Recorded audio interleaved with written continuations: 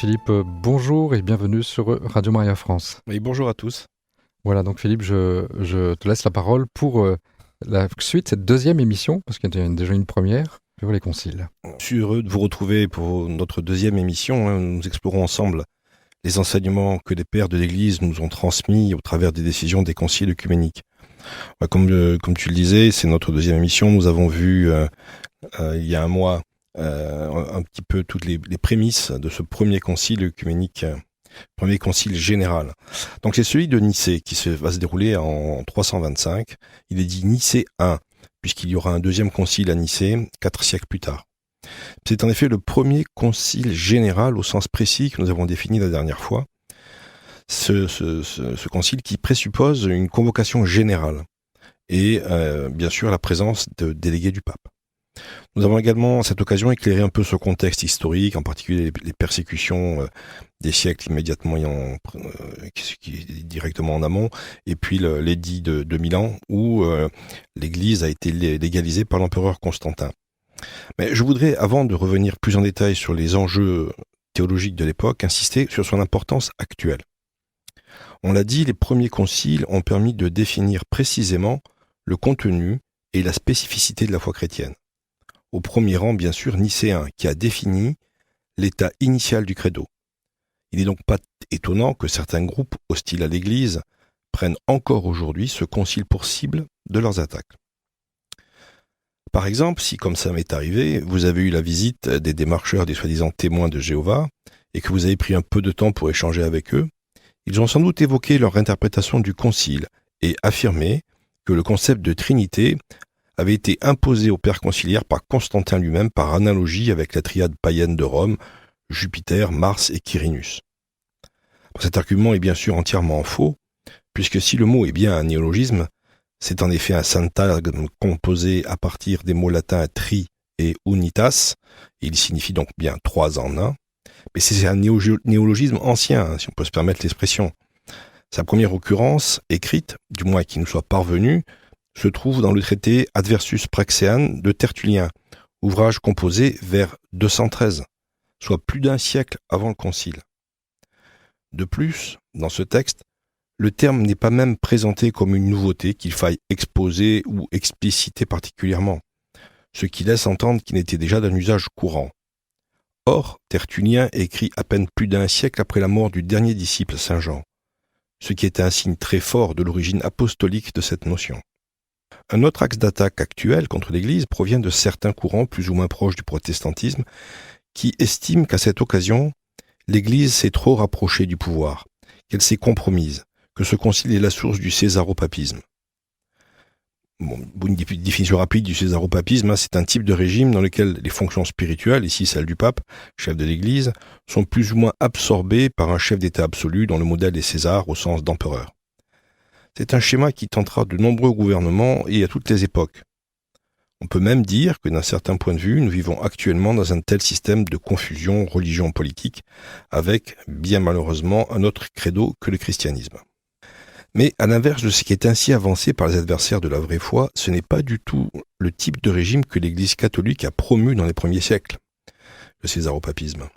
Pour s'en convaincre, il suffit de revenir à un document dont l'importance est souvent méconnue, la lettre essentielle du pape Gélase Ier à l'empereur Athanase, lettre datée de 494. Nous sommes donc plus d'un siècle après le concile. Dans cette lettre, le pape précise la distinction entre l'auctoritas des papes et la potestas de l'empereur, qui sont les deux modalités du gouvernement des cités. De cette distinction découle le fait que l'empereur ne se situe pas au-dessus de l'Église, mais bien dans l'Église, et, de ce fait, soumis comme tous les chrétiens à l'auctoritas du pontife romain. Mais pour revenir à Nicée, une fois de plus, l'argument du césaropapisme ne tient pas. Bien que le concile ait bien été convoqué par Constantin, celui-ci a uniquement en tête la paix civile de son empire. Que les querelles théologiques ont troublé, surtout dans les régions d'Orient. Il n'avait qu'une vague idée des enjeux doctrinaux de cette dispute. Pour lui, c'est même explicite dans la lettre de convocation du concile, pour lui, donc, les divisions résidaient, je cite l'empereur, « une cause de peu de valeur, nullement digne de si grande lutte ». Fin de citation. On ne saurait être plus étranger aux enjeux capitaux de cette réunion, la condamnation de l'hérésie arienne. Je veux signaler ici aussi que pour les éléments qui vont suivre, me suis grandement appuyé sur l'excellent ouvrage d'Ignacio Ortiz de Urbina aux éditions de Laurent en 1962, auquel les auditeurs qui voudraient approfondir la question peuvent se reporter. Pour les origines de l'arianisme, nous l'avons brièvement évoqué lors de la précédente émission, on peut dire que les influences sont doubles. Cette hérésie plonge ses racines d'une part dans la gnose, dont les mouvements se renforcent fortement dans cette période, et d'autre part dans l'école néoplatonicienne qui est alors en plein développement également. Le gnosticisme a apporté à cette doctrine fausse, donc à l'arianisme, la conception d'une divinité suprême et inaccessible, qui engendre une divinité de rang inférieur, appelée le démiurge, qui lui-même est le vrai créateur du monde visible. Cette conception était spécialement développée par Valentin de Phébron, un Égyptien comme Arius. Cette vision d'un être divin engendré par le seul vrai Dieu suprême, mais subordonné à lui, était également celle des néoplatoniciens comme Plotin ou Porphyre, qui de plus utilisaient déjà le terme d'hypostase, qui sera repris par l'Église ultérieurement, pour désigner les différents aspects de l'unique divinité, celle-ci étant le principe, duquel découlait la raison, laquelle était à la source de l'âme. Cet emboîtement en poupée russe impliquait donc des subordinations successives que le terme d'hypostase pouvait effectivement sous-entendre. La clause la plus directe est cependant interne à l'Église. En effet, comme nous l'avons vu, cette période des premiers siècles est celle qui a vu s'élaborer le discours rationnel de défense de la foi qu'on appelle l'apologétique. Pour se développer, cette partie rationnelle de l'annonce de la bonne nouvelle a puisé dans le vocabulaire philosophique déjà existant. Nous avons vu par exemple que le terme d'hypostase était utilisé par les néoplatoniciens. Un autre exemple important est celui d'homoousios, qui était précédemment utilisé par les gnostiques. Il s'en est suivi presque inévitablement une contamination du sens qui a troublé les théologiens les plus orthodoxes. Denis ou Origène ont des formulations qui sont parfois un peu ambiguës et peuvent laisser à penser d'une subordination du Fils au Père. Dans cette perspective, la crise arienne a été bénéfique, puisqu'elle a conduit à une clarification de la question. On peut rappeler ici que le terme crise est issu du grec krisis, qui signifie justement action de choisir, de séparer. À Nicée, il s'agira bien de séparer la foi juste de l'hérésie. Cette clarification était d'autant plus essentielle qu'à la même époque, et à l'opposé des positions d'Arius, on pouvait aussi trouver des théologiens qui tenaient pour le monarchianisme, théorie également fausse qui, à l'inverse, poussait si loin l'union du Père et du Fils qu'ils en venaient à affirmer que le Père avait souffert sur la croix. Pour revenir plus directement au conflit arien, il débute avec un conflit entre Alexandre, évêque d'Alexandrie, et Arius. Donc Alexandre était évêque d'Alexandrie depuis 313 et avait très probablement été formé dans cette même ville. À ses côtés, il pouvait compter sur un jeune diacre, destiné à devenir célèbre, le futur saint Athanase, figure majeure du christianisme antique.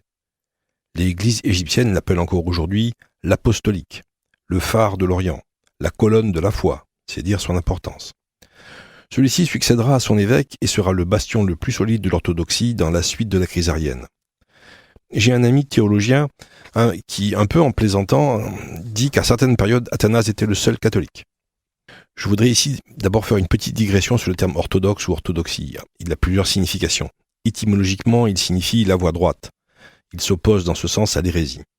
Mais ce terme est surtout utilisé aujourd'hui pour désigner les églises apostoliques plus ou moins séparées du siège romain, pour utiliser un terme ancien mais précis, des églises schismatiques. Cette désignation manifeste leur prétention à être demeurée dans la voie droite, à la différence de l'église romaine. Nous y reviendrons plus tard, mais il y a ainsi des églises orthodoxes, dites des 2, des 3 ou des 7 conciles. Nous utiliserons ici le terme dans son sens premier, qui était d'ailleurs le seul à l'époque de Nicée. Donc nous avons vu les tenants de la voie droite, de l'orthodoxie, Alexandre et Athanase. Arius, quant à lui, était curé de la paroisse de Boccalis, qui était le quartier du port d'Alexandrie. Né en Libye en 256, il avait été formé à Antioche. Il semble avoir été versé dans les Écritures, mais sa formation philosophique paraît avoir été un peu plus faible. Les tensions entre l'évêque et le curé de Boccalis étaient déjà fortes. Mais en 318, au cours d'une assemblée du clergé du diocèse, Arius accusa Alexandre de monarchianisme, affirmant, je cite, « Si le Père a engendré le Fils, celui-ci a donc dû commencer à exister. Par conséquent, il y eut un moment où il n'existait pas. » Cette position fut condamnée par le synode diocésain, mais Arius refusa de se soumettre, et fort du soutien de nombreux fidèles, il continua à enseigner faussement. Cette faible divergence, pour reprendre les termes de l'empereur Constantin, avait pourtant des implications considérables, qu'on en juge en faisant un parallèle terme à terme entre les deux doctrines. Pour Arius, le Verbe n'a pas coexisté de toute éternité avec le Père. Pour l'Église catholique, le Verbe coexiste avec le Père depuis le commencement. Pour Arius, le Verbe a été créé du néant. Pour l'Église catholique, le Verbe ne fut pas créé, c'est lui qui a tout créé. Pour Arius, le Verbe n'est pas fils naturel et proprement dit du Père. Pour la foi catholique, le Verbe est fils, non par adoption, mais par nature. Pour Arius, la nature du Fils ne procède pas de celle du Père. Pour la foi catholique, le Fils possède une nature égale à celle du Père. Pour Arius, le Verbe a commencé à exister par un acte de la volonté du Père. Pour la foi catholique, le Verbe existe par la communication de l'essence du Père. Pour Arius, le Verbe n'est pas sujet au changement physique et moral, alors que pour la foi catholique, le Verbe, par sa nature divine, n'est pas sujet au changement ni à la souffrance. Finalement, rejeté d'Alexandrie, Arius retrouva chez un ancien condisciple d'Antioche, l'évêque de Nicomédie, où il continua à défendre sa position. Le concile eut à traiter d'une autre question importante, qui était la question de la date de Pâques. Il y avait une divergence entre les églises d'Asie, qui généralement fêtaient Pâques selon la tradition juive, le 14 du mois lunaire de Nissan, alors que les églises d'Europe et d'Afrique célébraient la résurrection le dimanche suivant, d'où des tensions qui faillirent d'ailleurs produire un schisme sous le pontificat du pape Victor. De plus, l'année lunaire juive entraînait une dérive de 11 jours et 3 heures par année solaire qui était compensée par un mois supplémentaire tous les 2 ou 3 ans, mais le rattrapage était insuffisant. Il y eut donc de multiples tentatives pour faire coïncider la date de Pâques avec le triple impératif de prendre en compte le traditionnel mois de Nissan, l'équinoxe de printemps et le jour du dimanche. À la veille du concile, il y avait 3 computes différents, Rome, Égypte et Syrie-Mésopotamie. Ce qui entraînait d'étranges paradoxes dans les zones mitoyennes. Certains chrétiens étaient encore plongés dans la tristesse et le jeûne, d'autres se réjouissaient de la résurrection. De plus, la dégradation rapide des relations entre les chrétiens et les pharisiens poussait de nombreux évêques à trouver gênant de suivre le compute d'adversaires acharnés au christianisme pour fixer une date aussi importante. On peut noter que ce problème qui fut réglé, comme nous allons le voir, devait ressurgir avec la réforme grégorienne du calendrier. La Pâque orthodoxe au sens moderne du terme, ne coïncide de manière exceptionnelle avec la Pâque catholique.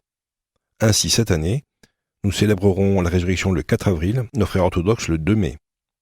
Voilà donc les 2 questions principales qui devaient être tranchées par les pères, avec quelques autres questions disciplinaires. Pour le déroulement du concile, on doit constater que malheureusement, les originaux des comptes rendus officiels des réunions du concile ne nous sont pas parvenus. Les seuls documents qui soient arrivés jusqu'à nous sont le symbole, les canons et une lettre synodale. Le nombre de pères présents est traditionnellement estimé à 318. Et d'ailleurs, l'expression « les 318 pères » est devenue un synonyme de concile de Nicée. Les participants les plus importants furent Osius, évêque de Cordoue, conseiller de l'empereur et représentant du pape Sylvestre. Les adversaires les plus résolus de l'hérésie étaient Macaire de Jérusalem et Eustache, nouvel évêque d'Antioche. Toutefois, le véritable champion de la foi droite fut indiscutablement Athanase d'Alexandrie, dont les interventions extrêmement fortes frappèrent les participants. Autour d'Arius, Eusèbe de Nicomédie et surtout 2 évêques dont les diocèses se situaient en dehors des frontières de l'Empire, Jean de Perse et Théophile de City. Les Ariens furent les premiers à proposer une profession de foi, projet qui ne nous est pas parvenu, mais dont on sait qu'il souleva un grand tumulte dans la salle. Il fut ainsi rejeté. Eusèbe de Césarée proposa ensuite que l'union se fasse sur le credo que son diocèse utilisait depuis toujours, et un premier accord fut acquis sur ce point. Mais certains évêques trouvèrent que ce texte, bien qu'orthodoxe, était insuffisamment clair quant à la condamnation des positions ariennes et que ceux-ci, rompus à la dialectique, pourraient y souscrire tout en continuant à enseigner faussement. Le texte finalement approuvé par la quasi-totalité des présents est le suivant, du moins sa traduction. Nous connaissons les problèmes de traduction qu'il y a avec les textes en grec. Alors je cite, « Nous croyons en un seul Dieu, Père Tout-Puissant, Créateur de toutes les choses visibles et invisibles, et en un seul Seigneur Jésus-Christ, Fils de Dieu, unique engendré du Père, c'est-à-dire de la substance du Père, Dieu de Dieu, lumière de lumière, vrai Dieu de vrai Dieu, engendré et non fait, consubstantiel au Père, par qui tout a été fait et qui est au ciel et sur ce qui est au ciel et sur la terre, qui pour nous, les hommes, et pour notre salut est descendu, s'est incarné et s'est fait homme, a souffert et ressuscité le troisième jour, est monté aux cieux, et viendra de nouveau juger les vivants et les morts, et en l'Esprit Saint. Ceux qui disent « Il y a un temps où il n'était pas, et avant de naître il n'était pas, et il a été tiré du néant », ou qui déclarent que le Fils de Dieu est d'une autre substance, ou d'une autre essence, qu'il a été soumis au changement ou à l'altération, l'Église catholique et apostolique les anathématise. Fin de citation. Seuls Arius et 2 autres évêques refusèrent le texte et furent excommuniés. Pour préciser le raisonnement des pères sur la consubstantialité, donc homoousios en grec, et donc le développement de ce raisonnement, je citerai l'ouvrage d'Ignacio Cortis de Urbina, déjà cité, page 78. Je cite. « Les articles du symbole de Nicée sont liés logiquement entre eux et forment une série graduée et déductive. C'est le Fils, donc il est engendré. Il est engendré, donc il provient de l'essence même du Père. Nous allons encore avancer d'un pas. Il provient de l'essence même du Père, donc son essence ne diffère pas de celle du Père. Tout fils reçoit la nature même du Père qui l'engendre. D'un homme naît un homme, d'un lion naît un lion. À la lumière de cette logique, ce que les pères affirment devient plus clair. Dieu de Dieu, lumière de lumière, vrai Dieu de vrai Dieu. Ce sont là des expressions très précises et pleines de sens. » Fin de citation.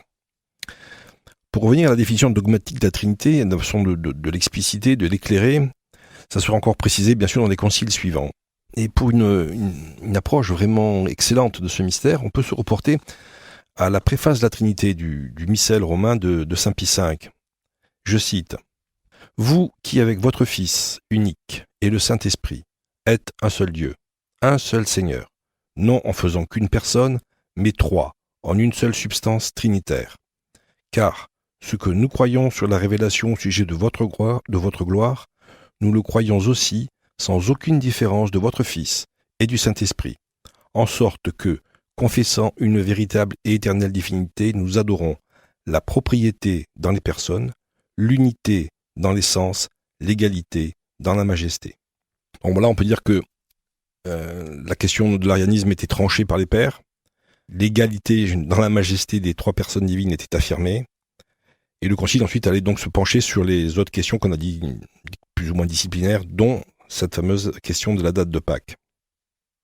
Le concile commença par reprendre les dispositions du synode d'Arles, qui en 314 avait formalisé l'obligation pour les chrétiens de fêter la résurrection en même temps.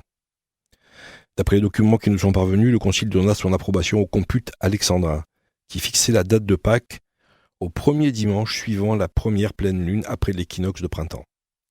C'est le principe qui est toujours suivi aujourd'hui, avec une petite réserve que, dans le but de prévoir à l'avance les dates de Pâques, les cycles lunaires pris en compte sont légèrement différents des cycles astronomiques, ce qui au fil des siècles peut conduire à des écarts, comme on l'a vu l'année dernière. Par exemple, puisque nous avions eu la première lune de printemps immédiatement après le 21 mars, donc l'équinoxe de printemps, ce qui aurait conduit à un début du carême au début janvier. Et donc on s'est retrouvé avec un mois de décalage, bien sûr, pour retomber sur des périodes plus habituelles. Les autres canons disciplinaires regardèrent l'organisation de l'Église. Il est rappelé qu'évêques et prêtres et diacres doivent rester fidèles à leur territoire d'origine. Il a également formalisé l'établissement des sièges métropolitains, qui étaient encore traditionnels, mais qui n'avaient pas été vraiment fixés de manière ferme. Alors, quelles en étaient les suites du concile ? On aurait pu croire que les Résiarziens définitivement vaincus, mais malheureusement, les successeurs de Constantin eurent une politique beaucoup moins claire et tombèrent indiscutablement dans le césaropapisme. Constance II, en particulier, son fils et successeur, soutient les semi-ariens, qui tentaient de mettre au point un credo de compromis. Saint Athanase d'Alexandrie, champion incontesté de l'orthodoxie, fut exilé à plusieurs reprises. Le pape Libère, soumis aux pressions et aux menaces de l'empereur, se laissa entraîner vers une forme de compromis. Saint Jérôme décrivit ainsi cette période, je cite, « La terre tout entière gémit et s'étonna d'être arienne. » Fin de citation. Le sursaut nicéen fut assuré par la lutte persévérante de saint Athanase, soutenu par un autre exilé, Hilaire de Poitiers. Ces glorieux combattants reçurent par la suite le renfort du pape Damase et des pères cappadociens, Grégoire de Nice, Basile de Césarée et Grégoire de Nazianze. Cette longue lutte nous amènera ainsi vers la victoire de l'orthodoxie et également le premier concile de Constantinople que nous aborderons lors de la prochaine émission. Voilà, merci beaucoup Philippe. C'est complexe, il fallait aller au cœur de ce concile de Nicée. Ouais, c'est des fois des sujets un peu difficiles, un peu ardus, mais je pense qu'ils ont leur importance. Oui, Comme je l'ai déterminant. dit un peu dans l'introduction. Déterminant pour la suite aussi. Et encore pour aujourd'hui. Et pour aujourd'hui. Eh bien, merci beaucoup Philippe, et donc le mois prochain pour le prochain concile. Merci. Tout à fait.